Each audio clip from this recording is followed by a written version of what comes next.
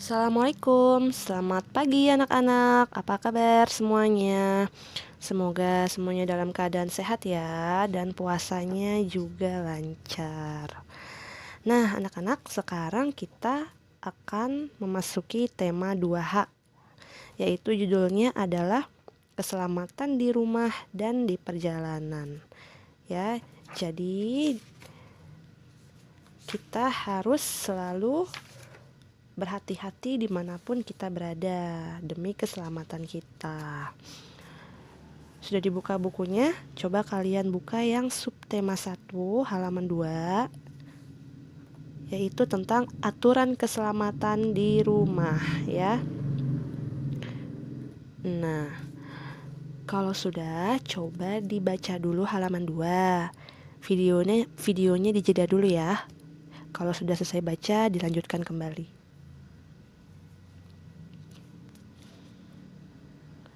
Sudah selesai membacanya? Nah, jadi hari ini kita akan belajar tentang aturan. Kita akan bahas aturan ya. Jadi apa sih itu aturan? Siapa yang tahu aturan itu apa? Nah, aturan adalah suatu ketentuan agar manusia dapat hidup secara tertib dan teratur. Jadi aturan itu adalah sebuah peraturan yang harus kita patuhi, yang harus kita ikuti supaya kita jadi teratur, jadi disiplin ya. Coba bayangkan misalkan di sekolah tidak punya aturan. Misalkan boleh datang jam berapa saja atau boleh pakai baju apa saja. Nah, pasti akan tidak teratur kan? Akan terlihat tidak rapih dan tidak disiplin. Maka dari itu kita membuat aturan supaya jadi lebih teratur, rapih, dan disiplin. Sekarang kita mau belajar aturan di rumah. Coba kita lihat gambarnya. Nah, ini ada aturan di rumah Nina. Ada 4 gambar. Coba kita lihat gambar yang pertama. Nih, ada ibu sedang memasak. Nah, ibu bilang, sayur sudah matang, kompornya bisa dimatikan. Nah, dari situ kita bisa tahu bahwa aturan di rumah Nina apa? Yaitu mematikan kompor jika sudah selesai digunakan. Supaya apa? Mematikan kompor supaya tidak terjadi kebakaran. Iya betul, makanya kalau sudah selesai masak harus segera dimatikan. Itu adalah aturan di rumah Nina. Nah, sekarang kita lihat gambar yang sebelahnya. Air yang tumpah harus segera dibersihkan. Dari situ kita bisa tahu apalagi aturannya di rumah Nina. Iya, jadi harus segera membersihkan air yang tumpah. Manfaatnya apa? Supaya apa? Supaya tidak membahayakan diri sendiri dan orang lain ya. Khawatirnya nanti akan terpleset dan jatuh. Maka dari itu harus segera dielap atau dibersihkan. Sekarang kita lihat gambar yang bawah yang ketiga. Itu ada Ibu Nina dan Nina sedang memotong apel. Kata ibunya Nina, "Sini biar ibu saja yang mengupas apelnya, pisaunya sangat tajam." Nah, jadi dari situ aturannya apa? Tidak menggunakan benda tajam tanpa pengawasan orang tua. Jadi kamu tidak boleh ya main benda tajam tanpa pengawasan dari orang tua karena bahaya ya. Nah, selanjutnya yang keempat, siapa itu? Aku tidak mengenalnya. Jadi dari situ kita tahu ya, tidak membiarkan orang asing masuk ke dalam rumah. Nah, itu beberapa aturan di rumahnya Nina. Nih, aturan di rumah. Pertama, matikan kompor setelah sudah selesai digunakan. Kedua, segera membersihkan air yang tumpah. Ketiga, tidak menggunakan benda tajam. Keempat, tidak membiarkan orang asing masuk ke rumah. Nah, dari aturan yang ini yang ada di rumah Nina apakah sama dengan aturan yang ada di rumah kamu? Ataukah ada lagi aturan selain ini? Nah, coba sekarang Bunda minta tuliskan yang kelima, keenam, dan ketujuh aturan di rumah kamu, ya. 3 saja. Selain dari yang ini ya, coba dipikirkan apalagi sih aturan di rumah kamu, pasti beda-beda dong. Nah, coba dikerjakan ya. Baik, sekarang kita yang ke halaman 3. Sebelumnya Bunda minta kamu baca dulu halaman 3. Dijeda dulu videonya ya. Sudah dibaca? Nah, sekarang yang halaman 3 itu kita akan belajar tentang jam. Tahu jam? Tahu ya. Nah, jam itu apa sih? Jam itu adalah alat untuk mengukur waktu. Jadi kalau kamu mau lihat sekarang jam berapa sih? Nah, jadi caranya adalah dengan melihat jam. Dengan membaca jam ya. Nah, jam ini ada 2 jenis. Yang pertama adalah jam analog. Nah, kalau yang seperti ini namanya jam analog ya. Yang kedua ada jam digital. Coba kamu perhatikan, bedanya apa sih? Iya, bedanya kalau jam analog dia mempunyai jarum jam. Sementara kalau jam digital tidak ada jarum jamnya. Ya, itu bedanya ya. Coba kita lebih perhatikan lagi, jam analog. Di sini ada jarum jam. Ada berapa jarum jamnya? Iya, ada 3. Nih, yang pertama ada jarum menit. Nah, ini yang panjang ini namanya jarum menit, ya, menunjukkan menit ya. Nah, yang pendek ini, nih yang ini namanya jarum jam.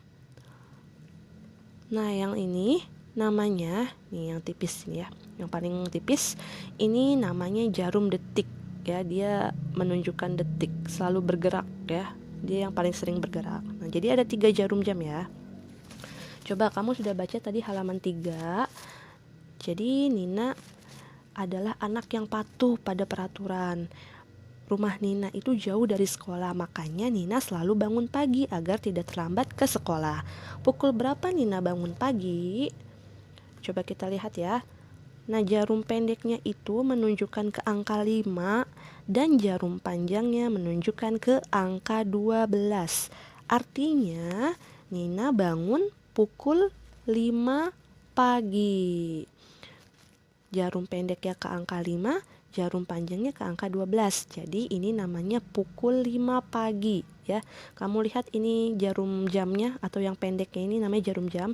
Lihat jarum jamnya, dia menunjukkan ke angka berapa? Ya, ke angka 5. Nah, maka Nina bangun pukul 5 pagi. Nah, bagaimana penulisannya dengan angka? Nah, kalau mau menulis dengan angka seperti ini ya. Pukul 05.00 ya, seperti itu ya. Nah, sekarang setelah Nina bangun, lalu mandi, bersiap-siap, sarapan, lalu Nina berangkat ke sekolah. Pukul berapakah Nina berangkat ke sekolah? Nah, jarum jamnya ada di angka 6, jarum menitnya ada di angka 12 ya. Jarum pendek ya, maksudnya ini jarum pendek ada di angka 6, jarum panjang ada di angka 12. Jadi Nina berangkat jam berapa? Nina berangkat pukul 6 pagi, betul ya, karena jarum jamnya menunjukkan ke angka 6. Bagaimana penulisannya kalau dengan angka? Ya, seperti ini ya, pukul 06.00. Nah, sekarang coba Bunda tes nih. Siapa yang tahu ini jam berapa? Jarum pendeknya ada di angka 7, jarum panjangnya ada di angka 12. Jadi, iya, pukul 7 pagi. Bagaimana penulisannya? Pukul 07.00 kalau dengan angka ya. Sekarang selanjutnya, nah, di sini ada jarum pendeknya di angka 8, jarum panjangnya di angka 12. Jam berapa bacanya? Jam pukul 8 pagi. Penulisannya adalah pukul 08.00. Betul. Sekali lagi ya. Jarum pendeknya ada di angka 9, jarum panjangnya ada di angka 12. Jam berapa ini? Betul ya.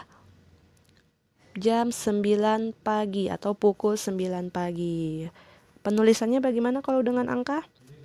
Pukul 09.00. Iya, betul ya. Nah, sekarang coba kamu buka yang halaman 4. Itu ada 2 nomor yang atas ya, yang ada, perhatikan gambar berikut. Ada Nina sedang menuju pulang ke rumah dan juga ada Nina sedang makan. Nah, coba itu diisi ya, nomor 1 dan nomor 2. Dijeda dulu, kalau sudah selesai lanjutkan videonya. Nah, sekarang kita akan belajar menggunakan huruf kapital. Tentu masih ingat kan ya? Nah, coba kamu baca yang halaman 4 yang Ayu membaca. Bacalah teks berikut dengan lafal dan intonasi yang tepat. Nah, itu kamu baca dulu ya. Kalau sudah dibaca, dilanjutkan lagi videonya. Oke, sudah selesai membacanya. Nah, jadi kita sebelumnya pernah mempelajari penggunaan huruf kapital, yaitu siapa yang masih ingat? Pertama ada di nama orang, terus nama hari, nama bulan, apalagi nama tempat ya, nama kota, nah singkatan. Nah, sekarang penggunaan huruf kapital ternyata juga digunakan pada huruf pertama kata ganti Tuhan. Apa sih maksudnya, Bun? Kata ganti Tuhan. Nah, contohnya nih, Yang Maha Esa. Yang Maha Esa itu kan ditunjukkan untuk siapa? Untuk Tuhan. Nah, jadi penulisannya itu harus menggunakan huruf kapital ya.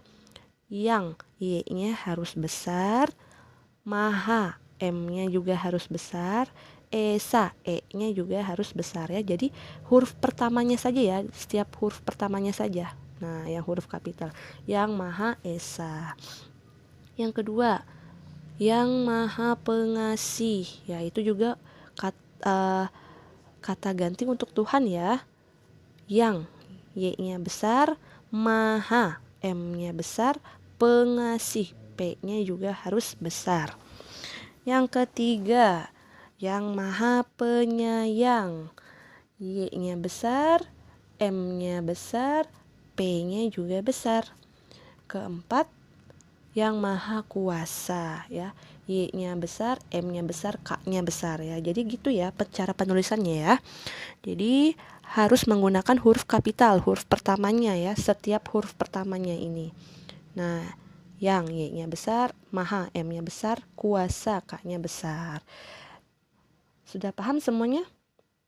Nah, coba sekarang misalkan Bunda kasih kalimat. Ini kalimatnya sama, cuman huruf kapitalnya saja yang berbeda. Coba kamu perhatikan mana yang betul, yang atas atau yang bawah. Sungguh indah alam ciptaan Yang Maha Esa. Yang mana yang betul cara penulisan Yang Maha Esanya? Yang atas atau yang bawah? Iya, yang bawah ya. Nih lihat ya, Y-nya besar, M-nya besar, E-nya besar. Kalau yang atas salah ya, kecil semua karena ya.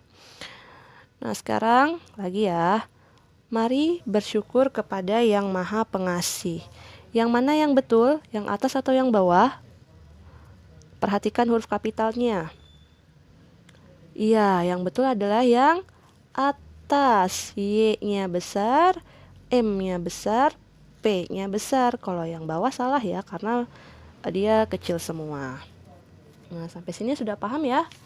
Sekarang coba kamu kerjakan yang halaman 7, nomor 1 dan nomor 2. Nomor 1 ditulis jarum pendeknya di angka berapa, jarum panjangnya di angka berapa, lalu dibacanya jadi jam berapa. Nomor 2, itu kamu disuruh memperbaiki penulisan huruf kapital. Jadi disalin lagi dengan huruf kapital yang tepat. Sudah paham ya semuanya, Bunda harap? Baik, kalau sudah paham, sekarang silahkan dikerjakan. Selamat mengerjakan.